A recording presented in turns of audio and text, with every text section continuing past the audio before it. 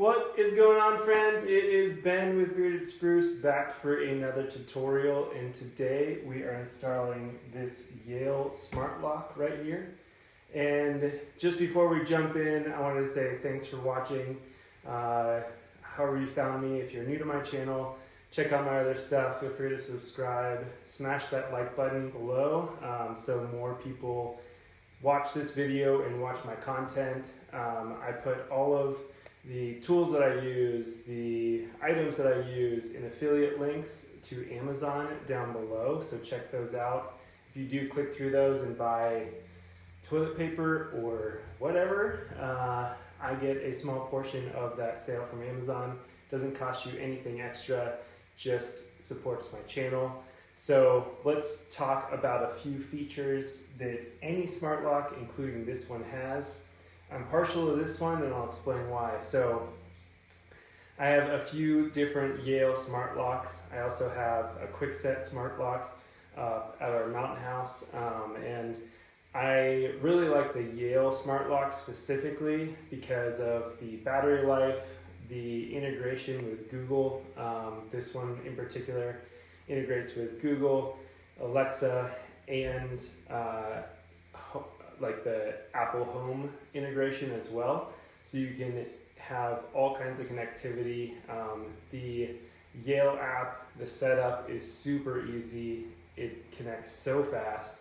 And now these new units actually have the Wi-Fi module inside, which is really nice. My other units, you have to plug in a separate device, which is totally fine. The battery life is longer in those, which I appreciate. But at the same time, you have to take up an outlet, and in our older home, that is a luxury, and it's just kind of a pain. So things to keep in mind when you're shopping for one is Wi-Fi connectivity, which this one has and other ones do as well. I'll link to the other ones that I have and have tested and really like in the past down in the affiliate links, like I said, below. And then if you just want something that isn't smart, that you can't check on your phone, you can get the Amazon brand. I actually installed it for a friend, and it's not a smart lock, but it has codes, and you just set it up on the device itself. It's like, I think last time I checked, around $40. It might be less than that. It is just a no-brainer for a front door that you go out all the time, or a back door that you go to your garage a bunch, or your detached garage, or whatever you want to have that smart lock. You get to ditch the key so you're not accidentally locking yourself out, and you can actually let people in your house when you're not around, which is super nice. If you're out of town, if someone needs to water your plants or bring the mail in, there's just so many applications for smart locks nowadays that I think everyone should just swap their lock out with one of these. It's just so easy. It takes about 10 minutes, maybe 15 if you run into some issues, including the setup on the app. It is just so easy. I am currently in our new gym, and right now we have an old keyed lock. You can see the bottom is keyed and the top deadbolt is also keyed.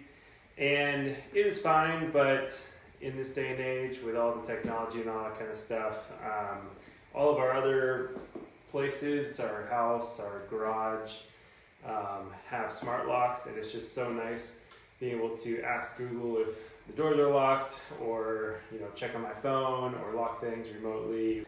So we are going to install this smart lock. The same process can be done with pretty much any smart lock. I'm going to go through how to install this guy on our new gym, and then the other things that you'll need is some kind of doorknob for the bottom. I prefer to use one that is hall or closet that doesn't have a key. So all that's being locked is this top one, so you don't chance accidentally locking the bottom and locking yourself out, which would completely defeat the purpose of having that smart lock. There's all kinds of styles of these. This one is like 15 bucks. I'll link to this one in the description below, along with the smart lock that I chose for this project. And then you need some kind of screwdriver. I'm going to use this DeWalt drill, but you could use this guy and it would do the same exact thing. It would just take a little more manpower, or woman power. So let's dive in. The first thing we got to do is take the old ones off, and then we'll jump into installing the new one. So to take the old one off, you actually put the deadlock to the locked position so you can access the screws, and we're just going to take those out. Be mindful that as you take these out, the other side of it is actually going to drop off on the outside. If you care about that, you can not getting damaged, you can keep the door open, or you can do it like this, and then just when you're done, pop these guys off. We're going to unscrew these guys.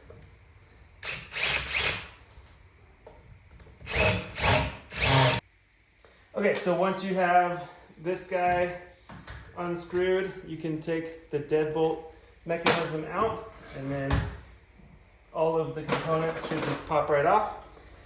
The next thing we're going to do is take this bottom one out as well. So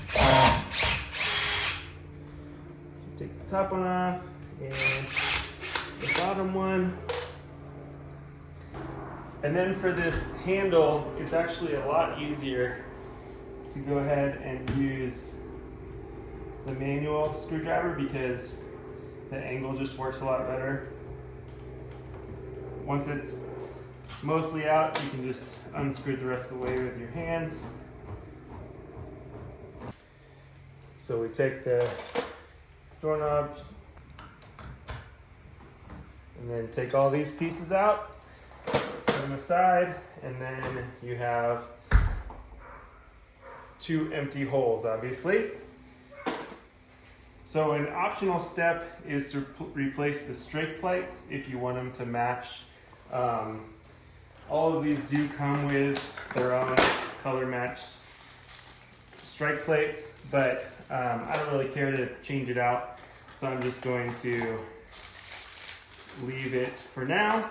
Here's all the pieces. We have the screws to install the handle. This is the piece that goes in here, and then here are the knobs. For this one specifically, it doesn't matter which one is outside versus inside because there's no lock like I mentioned. But if you are installing one with a lock, make sure the key part is on the outside of the door. When you're installing it, make sure that this piece that is like the long piece and kind of like almost like a whale's tail. Make sure this smooth piece is on the outside and this is on the inside so it latches properly. So we're going to grab our screws, and for these we're just using these two smaller screws. And since there was already one in here that looks like it's the same size, we're just going to try to stick with that same spot. Screw that guy in, and then screw the other one in, just like that. And then I'll probably put the side that the screws go in on the inside. For this, it really doesn't matter, but technically that's the way you're supposed to do it. So you can get that connected, and then basically you take these long screws, and I usually start with my fingers to kind of get it started. I usually do both of them while they're loose, so I can see the long piece getting in there.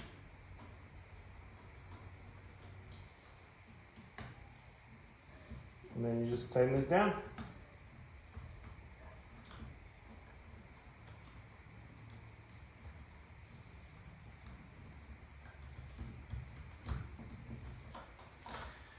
So now you technically have a door that's working. It latches, it stays shut when you want it to stay shut, but obviously there's no lock in it. All right, so let's take a look what comes in this. There's instruction manual, get started, kind of step-by-step guide. It comes with a QR code to download the right app. There's also this smart module. The other ones that I have installed in the past have something that plugs in the room that connects it to Wi-Fi. This is the replacement for that, and it actually connects inside of this guy. So we'll find out how to do that together, but here is the exterior piece of the lock. And then underneath is where you'll find the interior piece of the lock, as well as the attachment plate. This one does come with a backup key, which is really nice because if it runs out of batteries, you can just use the key. So make sure you don't lose that guy. And then you have a few different options for the length of bolts that go in. And then we have all of the wonderful hardware, the deadbolt and the strike plate and all that kind of stuff. First thing we're going to do in this process is to install the deadbolt latch. And to do that, we're going to just get two of these screws out. About the same size screws as the other latch plate, and depending on the depth of this hole, it goes through all the instructions, but you might need to adjust the depth by twisting this guy, depending on how far this hole is from the side of your door. Mine looks like it's going to be perfect in the standard spot, so I'm going to put this guy in. And just a side note, you'll see this little arrow that says up. You want to make sure that obviously that arrow is facing up. So we're going to install this by screwing these into the existing hole. Same thing with the bottom screw. And then the next pieces that we're going to install is the exterior piece and this mounting plate that goes on the inside. So there's a little wire that you untuck from this guy, and then the wire goes underneath the piece inside, and essentially, let's see if I can get you a better angle. So the wire goes underneath, and then this little locking mechanism goes through this little metal hole. And then we're going to do the same thing. We're going to put the wire through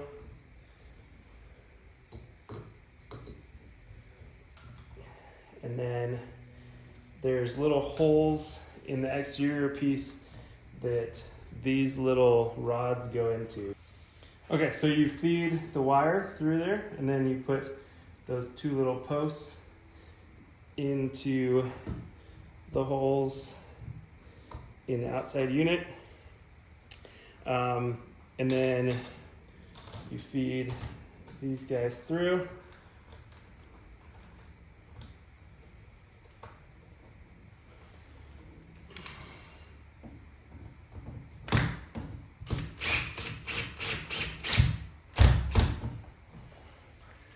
And grab the other one.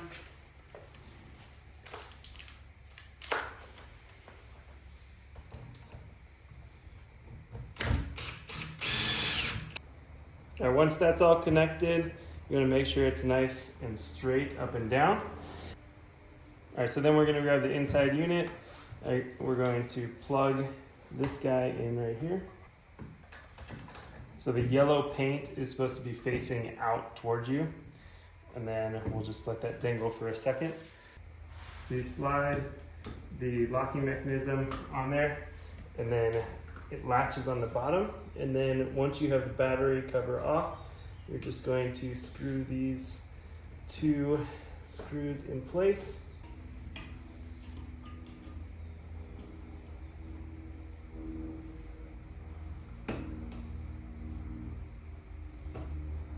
It does specifically say not to use rechargeable batteries. I'm not exactly sure why, but I've just learned to listen to stuff like that. And then slide this guy on, and you are all set to start working. There's a potential that you might have to adjust the strike plate. Mine's perfectly aligned, but you might get unlucky and have to adjust things. The connection between this guy and the deadbolt sleeve. If that is super sticky, it's not gonna work. So older doors, wood doors, all that kind of stuff that like swells during the summer and shrinks in the winter. Smart locks are really tough to install in those, so just keep that in mind. I'm gonna get this set up, and then we'll go through just kind of the beauty of having a smart door lock. The install, what you didn't see is me setting it up on my phone because I'm using my phone to record this, but essentially you go through the steps. You scan a QR code, download the app, and then set up your code, and it calibrates everything and makes sure everything is all good to go for locking and unlocking. And then to lock this device, you hit the Yale button, and you can hear it lock, and then you hear the little tone saying that it's been locked. And then I just put a dummy code in here for a demonstration, but to unlock it, you type in your code and hit the checkbox, and you're good to go in. Well, that's going to wrap us up for this tutorial. I have a full channel of all kinds of tutorials, anything from custom woodworking to installing mini split in this exact gym that I just released. And just want to say, first of all, thanks for watching. Feel free to subscribe to my channel. If you do like this video, it will help me get to more people, so more people can see this content and see my other content. That would be awesome. Also, if you want to support my channel, go ahead and just hit those links in the description below. They're affiliate links to buy either this smart lock or something else, and I get a small little portion of that sale. Doesn't cost you anything, but it helps me out and inspires me to keep making these videos. So that's going to wrap it up for this tutorial. Feel free to leave comments or ask questions below, and we will see you next time.